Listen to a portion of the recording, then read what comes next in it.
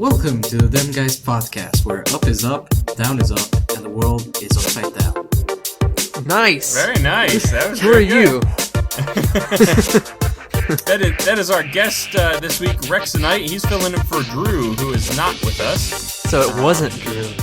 It was not Drew, even though it was a remarkably good version of Drew's random intros. It really was. It was very Drew. I bet you until we said something, you guys couldn't tell the difference, could you? If you could, we may have some listening issues. Yeah, probably.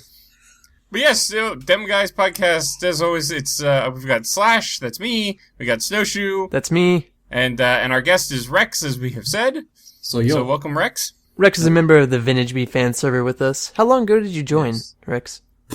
Was it? Let me check. Like 15 years ago? Yeah, probably. He joined prior to the development of Minecraft. Yeah, that's how it works. He's been a fan of beef while beef was still a butcher. Nice. Yeah. Yeah. I was an embryo back then, man. Good times. But yeah, while Rex is checking his email, we'll let you know about our email address. Oh, transition. nice. Kind of. As always, you can email us questions or concerns or, I guess, coupons. I don't know. Have we ever gotten a concern or a coupon for that we've never matter? gotten a concern. Not so far, but the day is coming, I guarantee you. Anything but questions so far? Well, my wife emailed us a game that we might be playing later if we have time. Ooh. We shall see. That's exciting. But if you have something that you want to email us, the address is demguyspodcast@gmail.com. DMGUISPODCAST@gmail.com. Very nicely done. And we are also Dem Guys Podcast on Twitter. At DMGUISPODCAST. Did I do that too soon? You're perfectly fine. I get a little eager sometimes. I've been waiting for 3 weeks for that. Yeah, the that's true. tri-weekly show. Yes, I don't know. Well, since Snow brought it up, I didn't do anything. This is totally not my fault. you may notice that this episode is a week late. We were supposed to come out last week with an episode. We ended up skipping last week. We didn't record because scheduling fell apart. Somebody Well, okay, may have I'll tell the fallen story. asleep and The listenership can know it. So I had stayed up. I don't even remember why I stayed up the night before, but I went to work all day, got home. We record pretty soon after I get home from work. But I had just enough time to take a nap, and I was like, okay, I'm gonna set my alarm. We record this at, 7 p.m. Eastern, so I was gonna set it for 6:30 Eastern. I'm gonna wake up, it's gonna be fine, except I forget to switch the AM and PM slider on my phone. So I was 12 hours off on my alarm, and 30 minutes late for the podcast, so we just said, eh. yeah, Rex and I are hanging out in a Skype call, going, I've called Snow. I've sent him messages on Skype. I don't know what's going on. Yeah. My laptop was like right next to me too, so I just slept. I powered right through that stuff. I had the sound on and everything.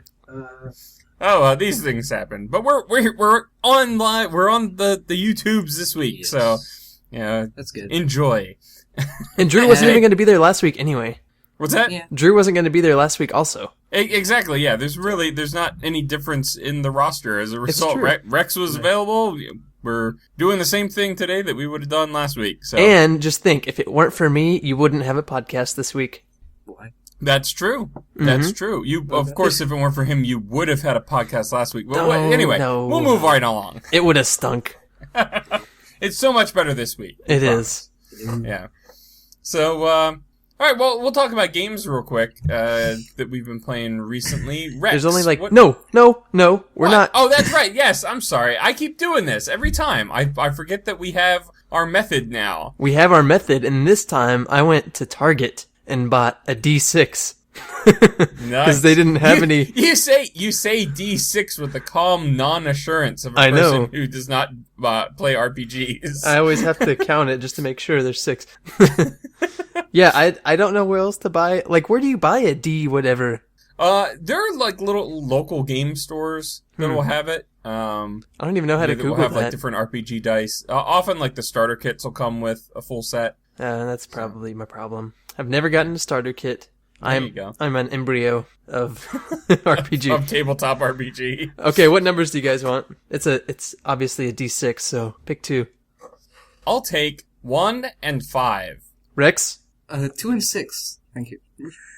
2 and 6. Okay, that makes me 3 and what's the other number left? 4? 2 and 3 and 3 and 4. Yeah. Okay. It's a 3. I win. Now what do I do? That took much longer than you guys realized. All right, my games that I played this week. I played Minecraft, and Minecraft I started a new series in, and I talk backwards sometimes when I say sentences, but I started a new single-player survival series in Minecraft called Snow Plays Minecraft. It's really original. I thought the title was very fitting. It was. But yeah, it's just kind of my own little place to derp around on. And the one thing that really kind of bugged me about having my regular series on the Vintage Bee fan server was whenever there was lag, and it's just like, it just gets annoying to try to record when there's lag around, and it puts me in a bad mood sometimes. So I figured I'd have a single player survival series also. And on top of that, I can play it when I'm like on a plane or in the car or something, without having to be connected to the internet. So It's yeah. true. Yep. Yep. So I put some cool little touches into my first episode, and put some time into some production value stuff. So I like it. It came out pretty well, I thought. I've not gotten to see that yet because that just recently came out. So There's a surprise at the end. Rex, did you enjoy the surprise at the end? I loved it. Actually, it was pretty good, I have to say. Well, thank you. I guess we won't spoil it for Slash, so we can talk about it next I time. appreciate it. Yeah. And then I played Counter-Strike Go for the first time yesterday. I don't know. How do you get started in that game? I feel so noobish. Rex, you play it all the time, don't you? I actually downloaded it, but my hard drive crashed, and I never got to play. Nice. It's an epic win. Yeah. Well, like, I don't know. Those that's a first-person shooter, right? yeah. Yeah. Yeah. I'm pretty much rubbish at all first-person shooters, so Well- I have no advice to give you. I'm good sometimes. I've actually never played a first-person shooter multiplayer on a computer before. I always have played on console. So it's a little bit different, but I've played single-player campaigns and stuff. But the thing about Counter-Strike is that it's only a multiplayer game. I guess I have played Counter-Strike back in the day. I didn't even think of that. Oh. But Counter-Strike Source, I think it was. But I don't know, like, the controls and whatever, so I joined a game and I'm like, what the heck am I doing? And then people just walk around and kill me. So I had to start some games with bots and stuff, and I feel like such a noob playing against robots that stand there and look at me for a second before shooting. It's fantastic. That's and my then favorite kind of game, though. it is.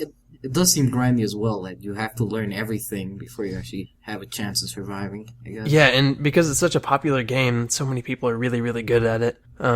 It's also kind of old. It's kind of old. Yeah, It's like kinda 2012, old. I think, right?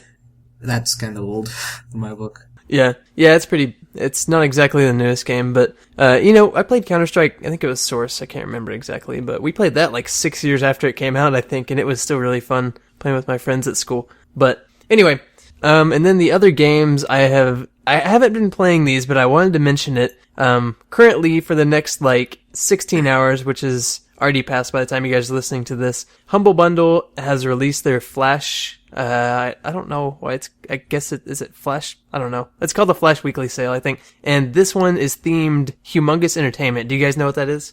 No. Okay. Tell. Humongous Entertainment was like a staple of my childhood. They came out with the games, the series, I guess, Freddy Fish, Spy Fox, Putt Putt, what was the other one? Pajama Sam, and they also came out with the Backyard Baseball, Backyard Football, all the backyard sports games. So today I just paid $20 and bought something like 128 kids games. Oh, man. More than anything, I bought them for nostalgia, but I thought it would also be really cool if I ever do have kids to be like, hey, play this. It's going to be awesome. And then they tell me how much it sucks. But Play this or no dinner. Man, Spy Fox is the best game ever. You guys, I'm going to play that. I might stream it or LP it or something because it's got some adult humor in it and it's fantastic. I remember that was one I had on a disc, like in my little disc set next to my desk, and I would just pull it out and play it every once in a while. Probably till I was like 15 or something. It was great. and now my computer doesn't play those games anymore because I think it was written for like Windows 98 or something. Yeah. Yeah, there's some old games. There's some old games that I wish that I could play. You know what game I have not played in ages that I would actually really enjoy being able to play again? What's that? Sim Ant. Sim Ant. Yeah, they actually had like a sim game. It was like, the same people that came up with Sim City, right? They had a whole bunch of other sim games, and they had Sim Ant, where you actually took control of ants and like went through, like had a colony and stuff. Yeah, and that is an old game, like old school. Like that might have run on Windows 3. It was on the Super Nintendo also. Oh, was it? It was. There you go. But yeah, that's a game that I would enjoy playing again, but I have no idea how I would ever be able to obtain it or run it in anything. Just to give you guys some I don't know background on this. It came out the year I was born. There you go. That's awesome. It's rated KA for kids to adults. That kind of dates it's rated it also. that now. Like at the time, it didn't have that rating system. Oh, really? So, yeah. Nice. The ESRB wasn't even out back then. Exactly. It was named the best simulation program in 1992, though. Yeah, there you go. Good for them. That's pretty cool. It's a very cool game. So I think I thought it was really cool. Like maybe if Humble Bundle were able to do some more nostalgic type sales or whatever, it's really cool to get those and get them on Steam. To where I mean the games can't be big at all. There's not that many resources that go into them. Like all the games I just bought are point and click animated adventures. Right. Unfortunately, they didn't have any of the backyard games because those have some copyright issues. I think that they're not able to get rid of them right now. But there's probably more code that goes into wrapping around the old code so that it will run on current computers than there is actually in the game. I know. I want to see, like, did you ever watch the original Toy Story later in life? Yeah. Yes. Not the remastered version? Because I might have. Yeah. I watched it from the cassettes. Oh yeah, that's probably not the not the remastered version. Then I didn't even know they even had cassettes anymore. No, but it's the same thing. Like going back and watching that, you're like, holy cow, this is the worst quality 3D animation I've ever seen. And then you watch the remastered version and it's all better. But that's kind of how I think this is going to be. We'll see. Anyway, so that's all I've been playing for this week. These 3 weeks really. Been putting a lot of effort into editing and production value. So. Okay, I guess I get to roll again. Who goes? Okay, yes. One. What do you guys want? Who wants 3? Okay. Neither of you want 3? 3's a crummy number. Fine. I'll just go from 4 to infinite. 4 to infinite. Yes. It was 4. Yes. There you go. To be fair, you got way more numbers than Slash, so he had a better chance. He had infinitely more numbers. So I guess we can leave CrackPack to the end because I guess me and Slash confuse it in, I guess. So yeah, you guys are playing CrackPack together. We can talk about that together a little bit. Yeah. So I guess first is Call of Juarez. I don't know if you guys have played it. It's like a Wild West game. Didn't Beef play that? I think he did a couple of years ago. Sounds familiar. Yeah. I didn't actually watch his LP though, but well, now I did, but before I didn't. Anyways, it's like a game set in the Wild West back then. It's actually kind of amusing. It's like a Borderlands 2 shooter type mixture. It gets annoying sometimes, but how old is it? I think it's pretty old, right? Old. I think it came out in 2013. Probably. Oh, really? Yeah. Interesting. Drew would probably like to talk to you about that because he plays his Red Dead game all the time. Yeah, I was about to ask what it was like, if it was a lot like Red Dead Redemption, or what the similarities were. I really haven't played much Red Dead Redemption. I play it sometimes with my friends whenever I go to their houses, but apart from that, not really. So I don't know about the story and those things, but the feel is about the same, except Red Dead Redemption is more of an open world. Call of Juarez is more linear. It's more story-based. Okay. So, yeah. I kind of like the linear sometimes, though. Like, I don't know if it's just me, but I get a little bit wrapped up in the open world scenarios, and I can't stop running around, and I can't force myself to like actually go to the linear path that the game wants you to go to. So sometimes I get burnt out on the open world, but no. Yeah, no, I hear you. Yeah, Beef played Call of Juarez Gunslinger. Is that the same thing? Yes. Okay. Yes, that one. That works. Yeah, well, I think that's something that GTA does right. It's half linear and half thing, so Yeah, GTA kind of keeps you in the linear storyline even whenever you're going around the world. Exactly. I'd like to say that Naughty Dogs, not Naughty Dogs, that's who made Last of Us. Watch Dogs. I'd like to say that Watch Dogs does that, but it does not. I'm not impressed with Watch Dogs so far. I think it was overhyped, in my opinion. It was so overhyped. I'm sad. I had a feeling it was going to be overhyped just because of how hyped it was. Yeah. But some of the things I've talked about on this podcast before, so I won't go too far into it, but some of the things that they did were just like, really? Could you not have given me like a slightly more quality game than this in parts? Some of the parts are really cool, but other parts I'm just like, this is stupid. Well, and then afterwards I played NHL 09. You guys probably know not play it. It's pretty old. It's the only thing they have on the PC though, so that kind of sucks. But I am interested to know what connection Mexico has to hockey. They actually have a Mexican league, but they have no Really? seats in their stadiums. It sucks. Oh, You have to stand around the ice rinks. that's actually hilarious. That's awesome. No, but actually I just caught it like, I don't know, when I was 10 years old. I just saw it and I was like, oh, this seems like an interesting sport. Because in Mexico, all they play is soccer, and it Right. sucks. Yeah, that's what I was wondering. And something I really hate about soccer is that so many people fake their injuries. It's so horrible. It's like, oh no, this person hit me with the ball that was 5 meters away from me. The ear, man. And hockey's the ear. complete opposite. Yeah, in hockey, it's like, you get smashed and you're like, let me continue playing. I don't care if I'm bleeding. Well, this season, the guy had a freaking heart attack and his heart stopped on the ice and he came back. Yeah. He came back onto the ice to play? I'm No, pretty I sure think they had to stop the game, didn't they? they had to stop it and he came back like the next game or something like that. It was Yeah, a really exactly. sudden turnaround. Wow. Yeah, and it was like, I think maybe somebody should step in here and not let this happen.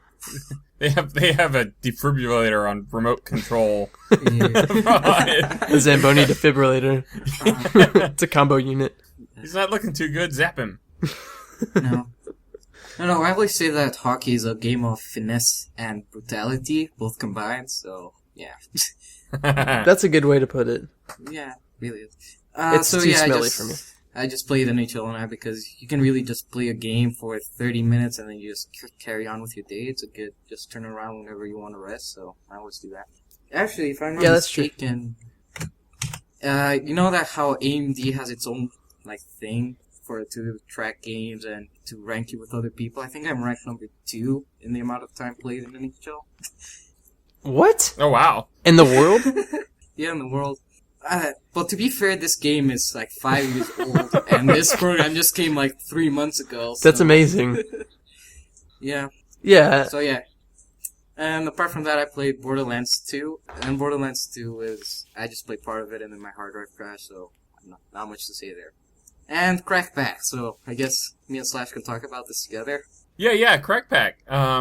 I guess, yeah, I'm trying to think of what the best way to get into it is. I guess we should say Dragon of Fate and LOL Dudester, who are both Vintage Beat fan server members, decided to go in together to get a server started up for a bunch of folks to play in the CrackPack mod pack together. You know, the same thing that Minecraft guys came up with and are using.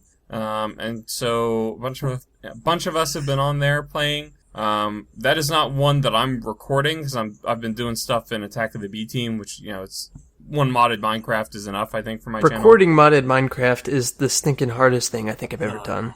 It can be pretty tough, yeah. It's insane. But I know Dragon of Fate is recording some stuff on there, and I think I'm trying to remember who. LOL Dudester might have been recording something on there too. Yeah. And I don't know, Rex, were you gonna do any video from there? Do you want to guess what happened? Your hard drive What? crashed. Yeah, exactly. I win! That sounds vaguely familiar, like I've heard it before. But, No, but actually, the best part is that it crashed one day before, and then I actually ordered an SSD, and it came on Saturday, so it was beautiful. Oh, there you go. Nice. Yeah, I good could timing on replace that.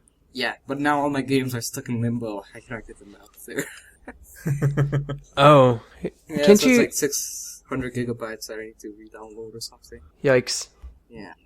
I'm waiting for it to get recovered, see if they can recover it. If not, then whatever. I didn't have anything important. Gross. Yeah. Hard drives are fickle things. Yeah, I keep crossing my fingers because I've had this computer for a while, and it would be very, very bad if something were to break on it. What have you been playing, Slash? Oh, for me, well, let's see. We're just talking about CrackPack. I've been really into the Thaumcraft stuff on there. That mod is a lot of fun. I honestly would consider just installing Thaumcraft by itself, like in a single player world, and just doing what I could with just playing Thaumcraft and see how well. Because there's so much stuff in that mod that a lot of other mods also have things for, like there's aspects of automation, there's aspects of, magic stuff, and there's all sorts of different, like Tinkers type stuff is sort of in there as well. So, I kind of look at it and I go, man, there's so much that you can do with just this one mod. I wonder if I took all of the other mods out, if I just played with Thaumcraft, how would that compare as a gameplay experience to the full pack? So, and honestly, I think it would be better because if you look at something like Terraformercraft, when you don't have as many mod packs, you don't get as overwhelmed. It's like everything fits together and everything makes sense, and you can't combine this one random thing with this other completely random thing. It limits your possibilities a little bit and makes it a little bit easier to digest, I think. So maybe it'd be better. Yeah, I don't know. It's something, if I had more time in the day, that's something I would probably be willing to pursue, but it's tough justifying because it's something I'd be unlikely to record because I've got enough going on already in different flavors of Minecraft, and it's tough justifying putting a whole lot of time into something that I'm not recording. Like CrackPack has really got my attention lately, and I've been doing stuff in that without recording it. Okay, so what? I guess I haven't played CrackPack, and I really haven't watched very much of it because I don't know. Has Beef been active on CrackPack? I don't think he has. No, he hasn't been lately. He did a couple of episodes early on where he was like setting up like a war camp kind of thing, right? And he seemed to have just kind of dropped off. I don't know if he got tired of it or whether the server had kind of started going in a slightly different direction, I think, as well. But when they first started the new CrackPack series with the two teams, they were doing a lot of PvP, and then it sort of changed where they weren't doing quite as much PvP anymore. Well, that's kind of what I was wondering is, are you guys are Minecraft using it more like an extended FTB type thing, or are you guys actually using the PvP aspects? Well, we've got PvP stuff going on. Two teams were more or less randomly decided but ahead of time by Dudester. Some people that were like, I want to be on the same team as somebody else, they were paired up or whatever. And every once in a while we'll get into some PvP stuff where we'll just be like, let's go have a fight. But when that's not happening, I think everybody's just progressing through their mod pack of choice. I know Deslad's been doing a lot with like the blood magic stuff, and I've been doing a lot in Thaumcraft, and I don't know, Rex, what have you been mostly getting into? Farming. You've been doing a lot of farming.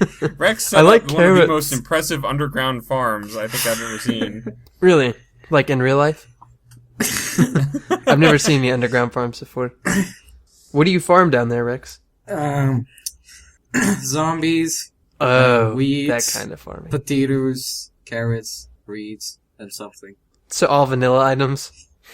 No, and the something is everything combined. Like whatever else I can find, I just put it in that something plot. So. Okay, gotcha.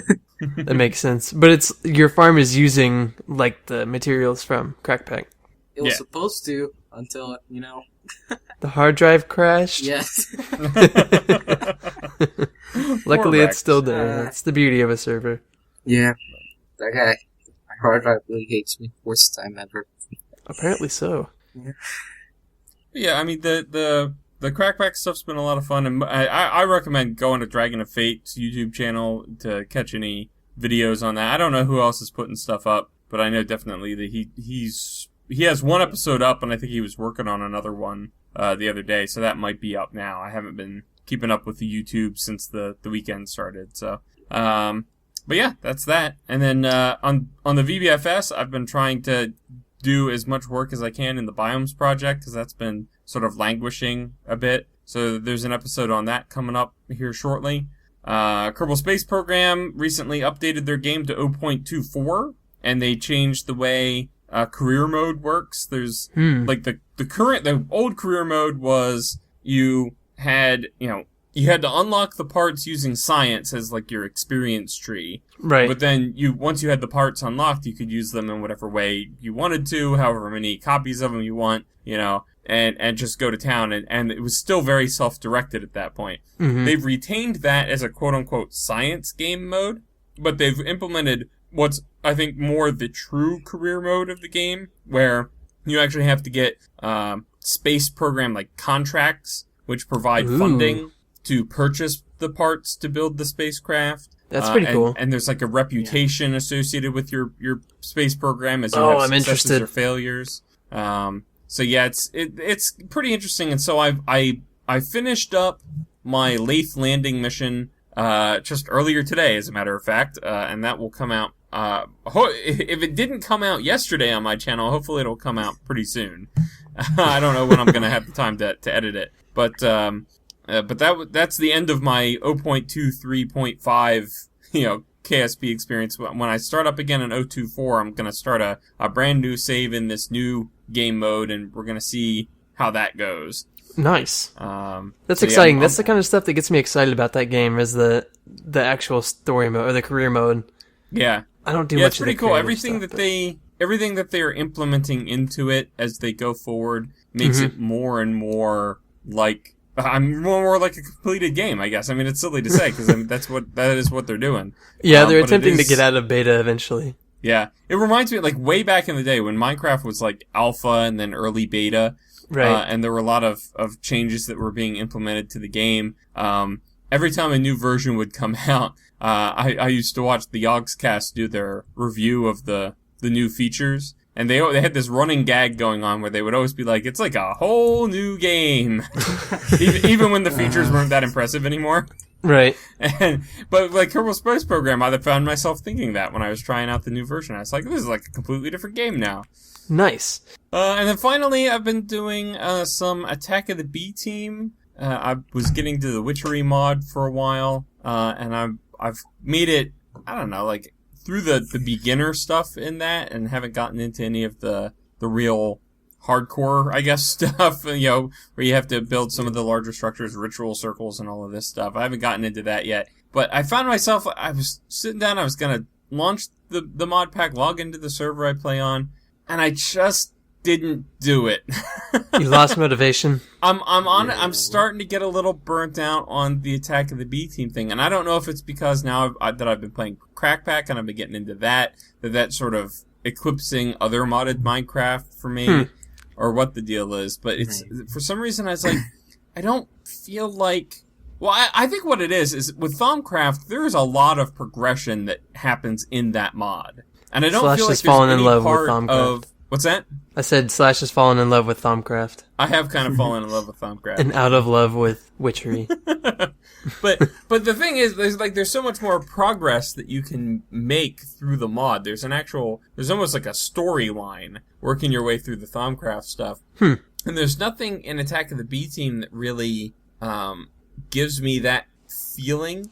A lot of the Attack of the B Team stuff, very quickly you get extremely overpowered. Then it's like, okay, I can do these. I can do crazy things if I'm inclined to build crazy things or whatever, but I'm not so much. I built a space station, which was a lot of fun to put together, and there's some challenges that are still present there and trying to get that to work the way that I really wanted it to work. Yeah. But for the most part, it's done now, and I think that's part of the demotivation that I've got going, is that I feel like I've done everything I really care to do in that mod pack. Yeah, and one of the things that really unmotivated me about Attack of the B Team was the morph mod. It really burned me out on the whole mod because of the bat thing. And I don't know what it was. It seemed like everything was too easy being a bat, and you're basically in creative mode. You could fly around anywhere you wanted to go, and you could fit through 1x1 holes. Right. And it was like playing in creative, kind of, because you could use the minions to core out sections of the earth in no time,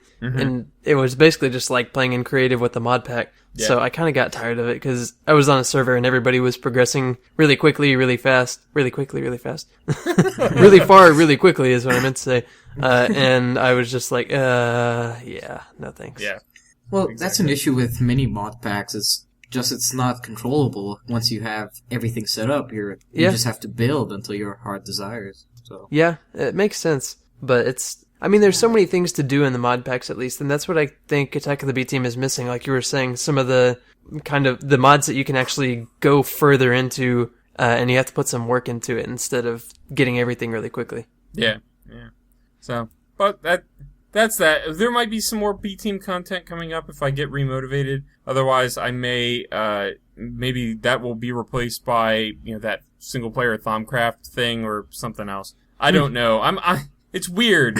Cause like for a while there, I had a pretty good standard on, okay, these are my regular series and here's some of the stuff that I do as I get to it. And just as I was getting that established, now it's like, well, I don't know if I'm going to be doing these games anymore, and I'm kind of restarting this one, and I don't really know. Yes. So now it's all up in the air again. I don't know what to do with myself.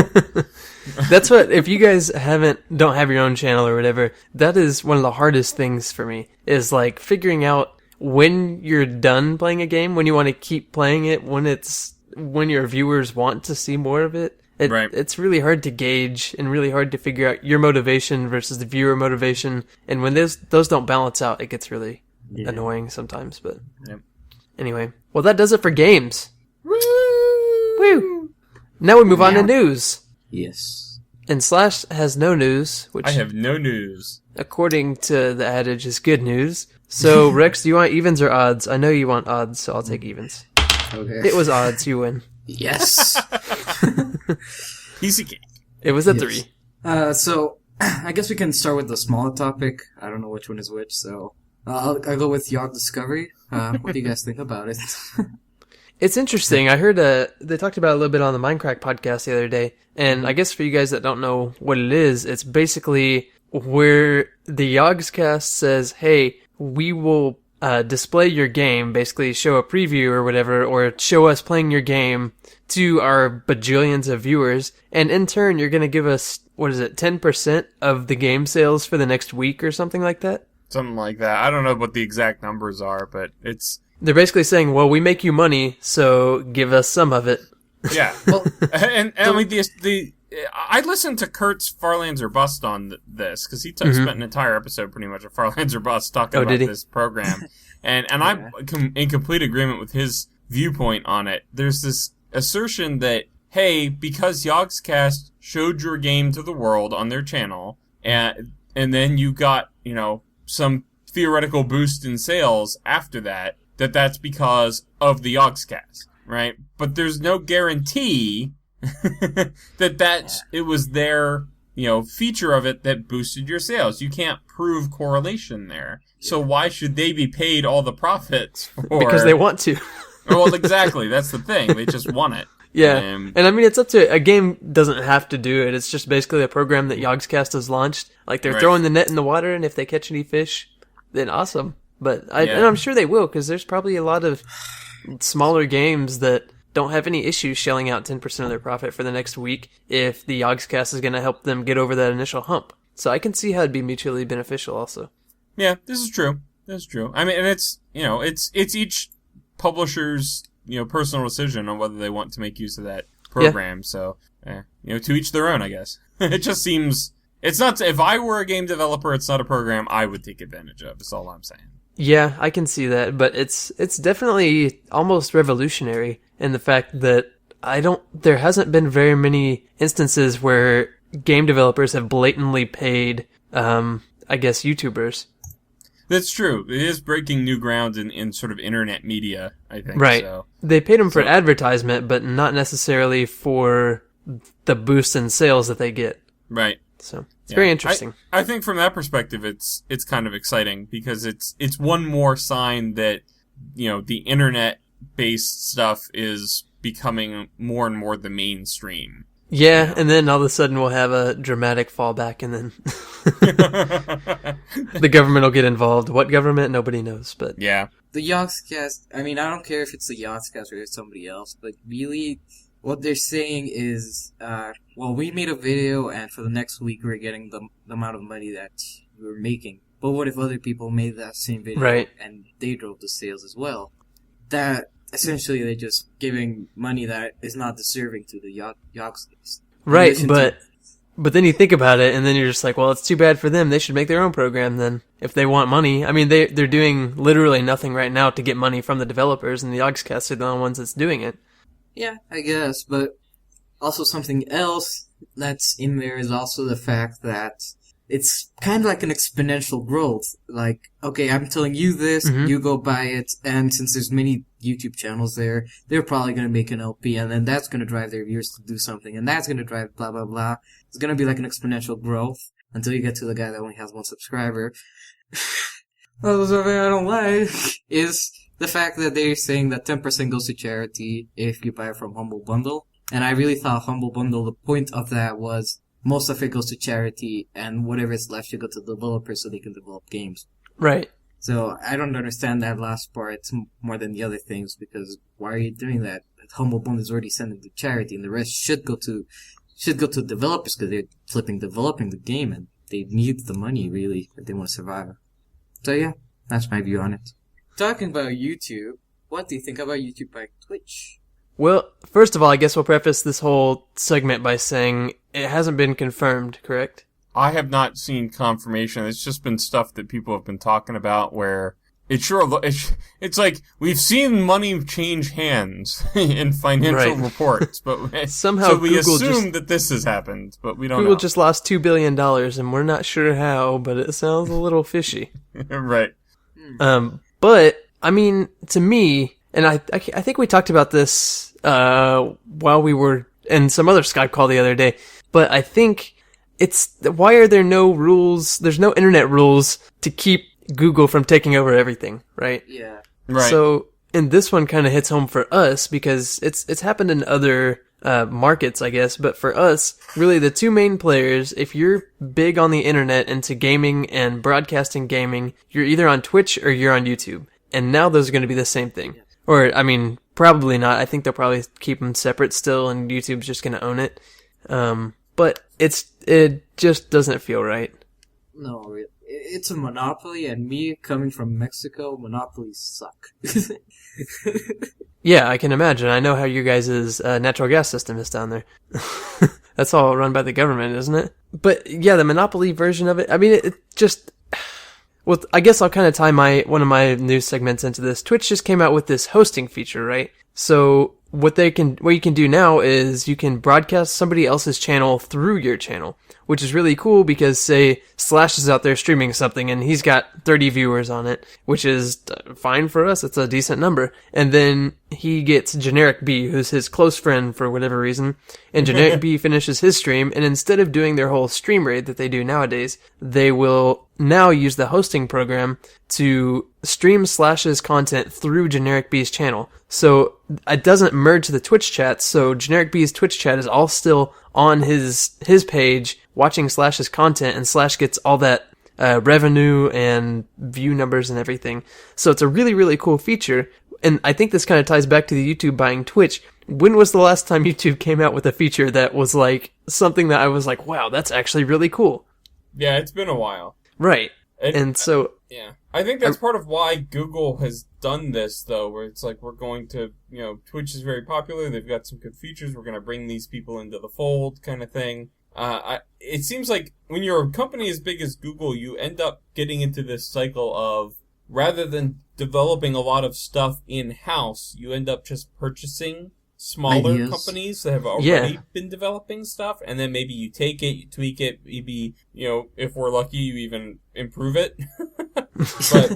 But it doesn't matter because it's already good. They don't come up with it on their own. Right. Yeah, it feels like Twitch is going to plateau now. I don't know. Yeah, well, let's hope not. I mean, Twitch is a great platform, and hopefully we won't see too much of an impact. Something I really hope that doesn't happen is YouTube taking over Twitch and getting rid of the audio that plays in the background because of copyright strike and their content ID stuff. I mean, oh, yeah. Shoot, I didn't even think about that. Yeah, because Twitch is, I don't know anything about Twitch's copyright strike system or whatever, but I know that it's much more lax, and people don't randomly get copyright infringement when they don't deserve it, from what I've seen. Yeah, they just play music in the background. They just talk or don't even talk, actually. Just play the game. And whenever somebody asks a question, they just read the question out and answer it or whatever. Right. But what if that music isn't there? You're just watching a still background. Or somebody just not doing anything. So, I don't know.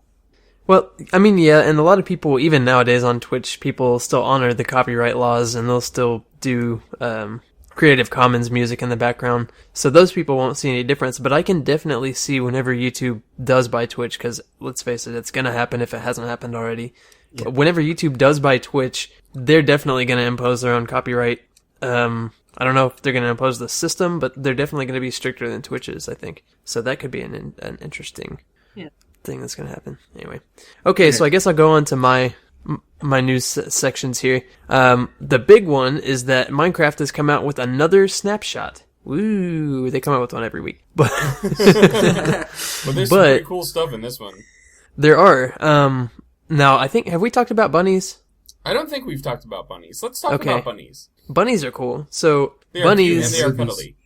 Yeah, they're a little weird in Minecraft.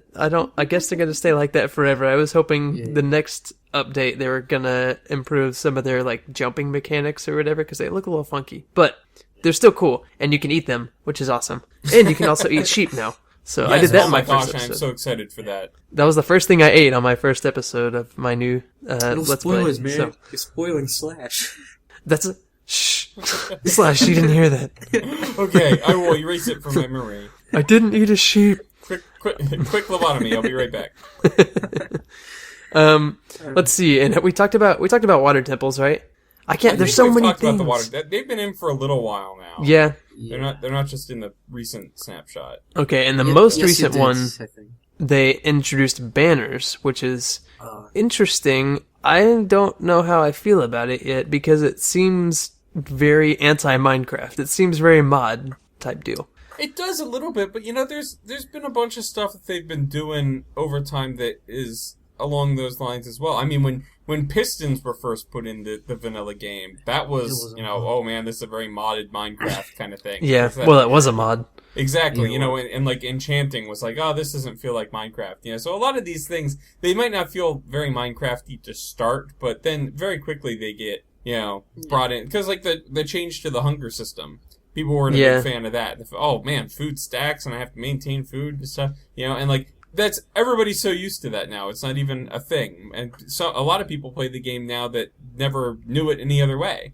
Right. So I personally am super excited for banners. I think they're a fantastic way to add a personal touch to builds, in the game, being able to put these sort of flags on your wall or whatever. Yeah, and I will say, I mean, it's, like you said, it's super customizable. The system that they use is like, basically it's a layer system, and I think you can put up to like 160-something layers on a flag, or I can't even remember. But there's so many shapes you can put, and there's transparency on them, so it's like, the amount of banners you can create is insane. But you can create your own logos with banners, and you can create letters with them and spell something out at the front of a castle. But I also have been seeing on the Minecraft subreddit that people have been making a lot of cool interior decoration deals with them. Like, somebody made a printer that looked like it had real paper in it, and somebody used the bottom of a banner that was hidden by a bookshelf to create a computer screen.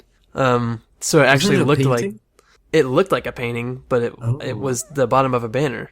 That's pretty cool. Yeah, it was pretty cool. You guys can check it out. The subreddit has been obsessed with banners ever since they came out, so I'm sure they'll be all over it for the next couple of weeks. There's actually a Minecraft subreddit. I think it's called r/Minecraft banners or something. There's a whole subreddit. Yeah, it's amazing. Wow. But yeah, it's super customizable, and like you said, I think it'll make its way into Minecraft soon enough and kind of feel natural. So yep. I don't know. It'll be cool to have your own little logos out front.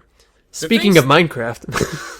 Well, the things that I just want to mention real quick, the things that I'm most interested in with the latest snapshots is actually not the top layer stuff, the visible features, but some of the under the hood type stuff. The new rendering engine that they have, I think is an absolutely fantastic change. Now, I haven't noticed much of a change in my FPS thus far. With the new snapshot, but I like the direction that they're heading with threaded chunk rendering has needed to happen for, ever. Right. And So even the fact if that you it's in now is great. even if you don't notice a dramatic increase in frames, what you may notice, or you should at least be aware of, is how much more steady the game is. It's not jumping from 60 FPS down to 15, up to 60. It's not giving you those lag spikes or whatever, even if you're in single player. So even if you're getting 50 frames per second, it's going to feel like it's a steady 50 frames per second, which is fine, because YouTube uploads in, 29 point whatever? Yeah, 29.9 29.95 or whatever it is, yeah. Yeah, so it's Then going they to feel changed it like to just watching a slow. YouTube video. It's not going to feel any different. Yeah. It's something, I don't know. YouTube's dumb. But no, it's an incredible performance increase, and it's, like you said, it's all threaded now, and Dinnerbone's just threading everything he can think of. Yeah, he tweeted today about threading, what was it? I can't remember. He's just like, it's literally, he's thinking up different ways to thread as many things as he can, which apparently makes the game 15 billion times faster. Well, I mean, because that's the thing. If you've got a dual-core computer, Mm-hmm. and you're running Minecraft, any stable version of Minecraft that has been released to date, you're going to end up seeing that one core gets pegged up to around 100%, and then any other cores on your box are just sitting there not doing anything. Yeah. And so this threaded stuff allows that to be, the workload to be spread out a little bit. Okay, interesting. So yeah, that's what they were saying, is that Minecraft is always, if it's running slow, 99% of the time it's because of a CPU bottleneck, not because of a graphics card bottleneck, which I thought was interesting. So anyway, it's definitely, people have seen dramatic increases in frame rates and smoothness and hard drive crashes, Rex.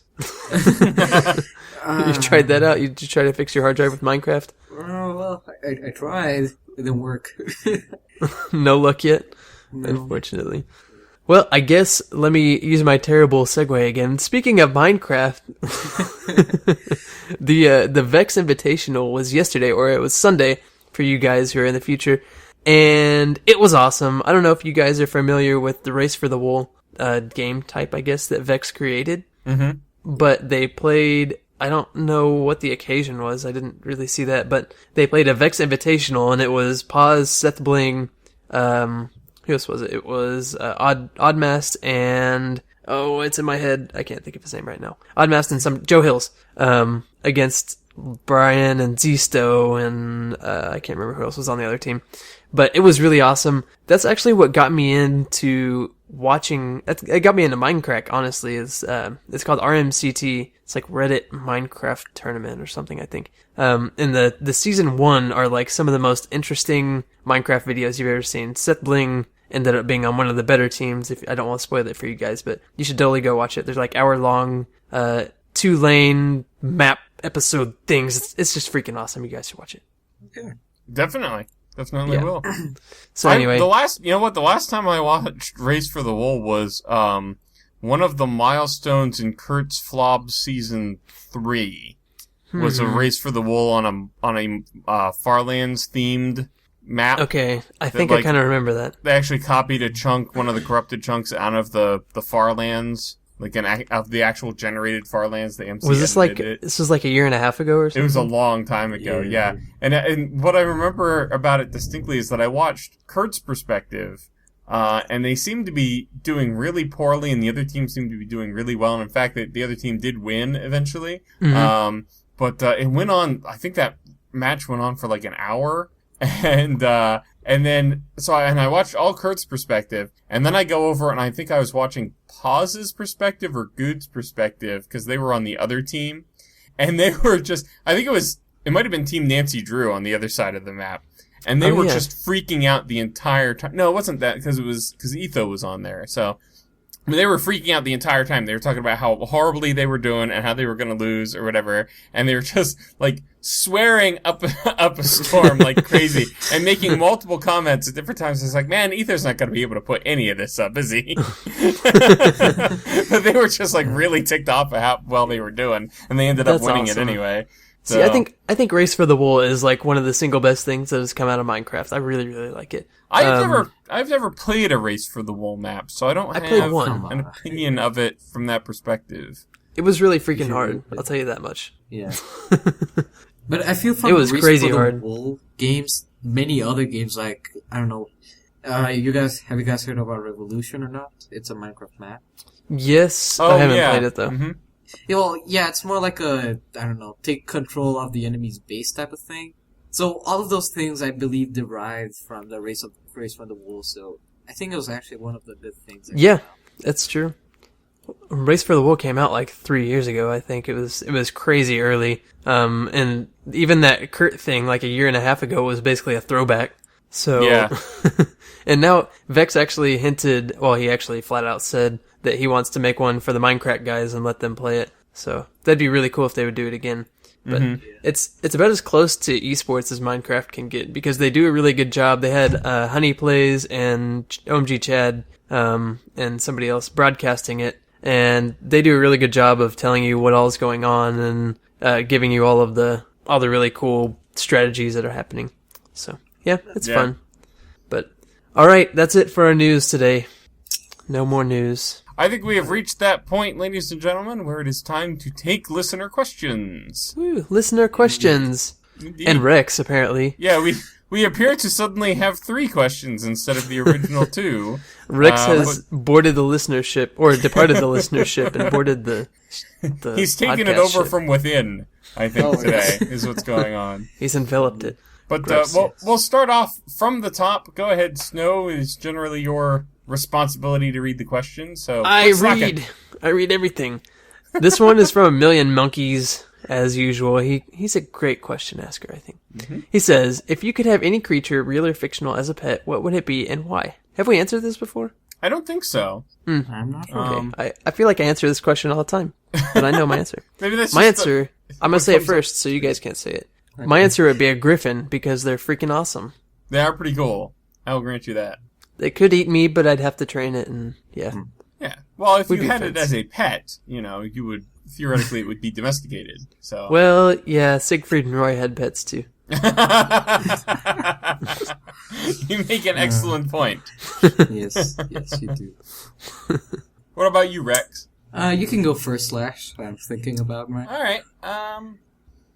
I'm going to go the mythological creature route as well. And presuming, of course, that it is domesticated right from the get-go, I'm just going to go ahead and have myself a fire-breathing dragon. Oh, God. Oh, okay. What are you going to do with the fire breath? I don't know. Cook hot dogs? Start a fire? Oh. Cook hot dogs. Hey, the water heater went out. Fire-breathing dragon. yeah, there you go. So Did I you will light the save a pilot light ton again? on my heating bill in the winter. Oh, that is what I will I was do. just thinking relight the pilot light, but yeah, you can do that also. Might be a little overkill for that. Burns down the entire kitchen. Oops. Okay. It's an occupational hazard of a fire-breathing dragon. All right, Rex, your time has come. Okay, so I'm gonna throw many things in, whatever's in front of me. I want to have a unicorn that has a microphone as its horn and can poop CDs of music. Does that count? Wow. There's a unicorn in front of you? No, well, there's a statue of it, and there's a microphone in it. Now, would this be like original songs? Well, it can just be the song of his intestine, right? He has rainbows in there, doesn't he? Yeah. And question number 2. It's a letter B / Question not letter number B. 2. Question letter B. By Sarah JMCB, another frequent question asker. She says, what is the first video game you ever played? / I have a feeling you already know this. I have to think about mine. I do know this one, and it is hilarious. The very first video game that I can ever recall playing, I should say on my own console, was a racing game for the Intellivision, which was this really, it was Atari-esque, I guess. Yeah. We had gotten this thing and we never got it to work. Like when I say that I played a racing game on it, I mean at the height of our success, we managed to get about 3 seconds worth of an 8-bit car, not even an 8-bit car, a little like pixely car, moving on the TV screen before the picture went away again. Was it fun though? Those 3 seconds were awesome. Like, I can totally see back in the day, you're just like, man, that was really cool. I can't believe this is working. My parents and I got super excited. We're like, oh, look, there it is. Quick, turn right. And like, I think I hit a wall and then the game crashed or something. You know, it was so hilarious. Well, it's because you don't have very much to compare it to, like a game actually doing well, right? Because yeah, exactly. That was so You're far like, ago. this is just the state of technology these days. Exactly. So you guys weren't disappointed in it. It was just like, wow, this is really cool for 3 seconds, and then crashed to a wall. Now, I think at my cousin's house, they had an actual Atari. And I remember playing Pitfall, and there was like a Superman game that you started out the level as Superman, and you pretty much needed to be Superman to play the game, but you had the option of going in a little pixelated phone booth and turning into Clark Kent. And I don't know why you would ever have done that, because you couldn't progress through the game as Clark Kent. All you could do once you became Clark Kent is go back into the phone booth and turn back into Superman. So, but that might have been the first game that I ever actually played anywhere. That's awesome. No holds barred. So, yeah. I guess, go ahead, Rex. Well, I'm thinking between 2 games because I really don't know which one came first. But it's between Pokemon Red for the Game Boy, the original. Wow. I remember. Well, actually, this one I actually was very mean to my brother. Whenever he played and whenever I had time to play, I used to delete his file and start, and then he used to delete my file. So we never got anywhere there. So I just let him finish, and I don't know what happens in the end. No spoilers. But the game... No spoilers for Pokemon Red, guys. Don't worry. Yeah, but the game that I actually remember playing a lot of is Super Mario RPG for the SNES. That was a weird one. That was a weird, like, outlier in the overall Super Mario franchise, though. Super Mario RPG. SNES. Huh. It looks very fun, though. I have to say. You can play as Peach, Toad, or whatever. Bowser. Yeah. Huh. Well, I will say, Pokemon Red is probably the first game I ever, like, seriously played. Because everything before that I was a kid and I was just derping around on whatever I could do. But I'm trying to decide, I think it must have been on the Sega Genesis. And I had a football game that my dad bought, and I didn't even know how football worked at that point in my life, so it must have been really young, because I've been a football fan for a long time. So all I knew is it was like right when I was able to read, so I was able to read really early, so it was like, I think I was 3 years old or something. And all I would know was that I'd get the ball, and I'd turn around, and the only way I could get the scoreboard to go up is if I ran into my own end zone. And I thought it was called a staffy, but it was called a safety. So I was like, yeah, staffy, awesome, 2 points. And that's what I'd keep doing over and over and over. I'd just run into the end zone. I was like, this is how football works. I'm good. I had so many games on that Sega Genesis, though. Did you ever have a Genesis, Slash? I never had a Genesis. My cousins had a Genesis, so I would play like Sonic the Hedgehog when we were over at their house for birthday parties and stuff. I love that one. The first boss, or the guy that was in the little flying spaceship thing with the overhead glass dome. Yeah, and you had to like just bounce on him, basically. Was it? It was Egghead. It may be, yeah. I can't remember, but all I know is that was the only boss I got to over and over and over. Right. And it was awesome. Yeah. And then we had this Pac-Man game that wasn't Pac-Man. It was like the walk-around Pac-Man. Do you remember that? Anybody? No, that one doesn't ring a bell. It was Pac-Man, but it was like a Pac-Man. I guess it was an like RPG. A side scroller? Yeah, it was. And so you had like a hang glider, and Pac-Man there's Inky Binky and Clyde and everything, and you'd have to beat them. I don't even remember how far I got into that game, but that was just one of those like weird, really kind of surreal games. I really wanted to play that again. Yeah, that's some crazy stuff right there. Yeah. Nostalgia. It was awesome. Yeah, I still have it actually. We have it in our cabinet. I remember. I have to figure out how to hook that up to my computer and let's play it. So I just remember that the SNES didn't have a save system, so we used to leave it on all night. Oh yeah. I never had an SNES, but that's hilarious. That's awesome. I remember doing that with I can't remember which game it was. It might have been like the original Super Mario Brothers, leaving it on, and that was back in the day of the cathode ray tube CD or nice. TVs, you know? Yeah. So if there was actually people started discovering with video games that if you left it paused and left the TV on with the pause screen and it just had that one image going the entire time, you would actually end up burning like the word pause into your TV that you could see it all the time. Yeah. Oh, right, That's awesome. yes. Yeah, I remember yeah. that. My grandpa did that with TV Land. He had whenever he died and we got his TV, we turned it on and we were just on the news or something. You look at the bottom and there's a TV Land logo on the lower right side of the screen. That was a permanent fixture of the screen It there. was. Yeah, it's probably some kind of copyright infringement, honestly.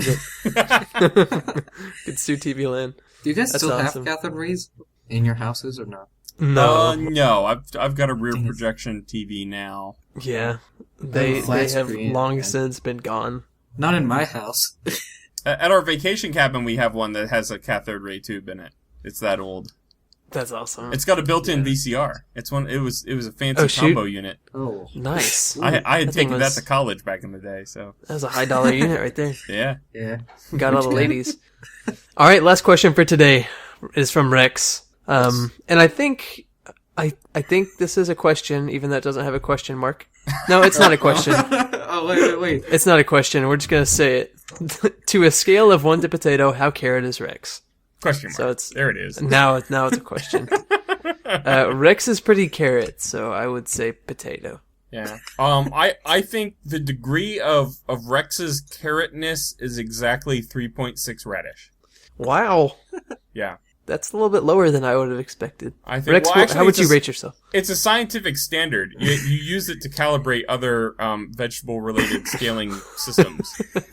It's the radish hardness scale. Yeah, exactly. I mean, it's like you have to actually, if you're going to be calibrating a scale of 1 to any, tuber or vegetable, that is grown in the earth, you first have to bring Rex over and calibrate that scale because you know that he is exactly 3.6 radish. And then from that data, you can figure out how your scale is, what the endpoints of your Oh scale god, are. Rex is the one constant in the vegetable calibration world. Yeah, exactly. Yes. I'm like the kilogram in pounds. All right, Rex, how carrot are you? Oh, yeah. I am 1.5 cucumber. Okay, I'm assuming that's equal to whatever Slash's Right, radish that's a coefficient conversion is. Yeah, for yeah, 3.6 Of radish. course, Yeah. of course. But it's Yeah. more accurate. Yeah, it depends on Okay. whether you're imperial or metric, is really what it is. So, That's true. Yeah. All right. Well, you Imperial Carrots, we are going to end today's episode. We thank you guys for stopping by. indeed. Rex, and we thank you for being on the podcast this week. If our viewers want to see more content from you, or want to know you, or just want to watch you, how would they do While that? you're sleeping. Well, you first come to my house, which address is no. Beep. Yeah, just let it beep there, okay, for like 5 seconds. Anyways, you can find me on Rexonite everything, without the everything. Rexonite everything at youtube.com. Without the everything. Rex does have some pretty good YouTube series going up, so you can watch. He doesn't do many videos anymore. We'll have to convince him to do more. Yes. But he's got some good series up there, so go check him out. Just as a note, I joined the 26th of June 2012 onto the server. Oh, nice. Yes. That was like almost exactly a year earlier than me. Yes. It's pretty cool. Cool. All right. See you, everybody. Thanks so much for Bye. watching.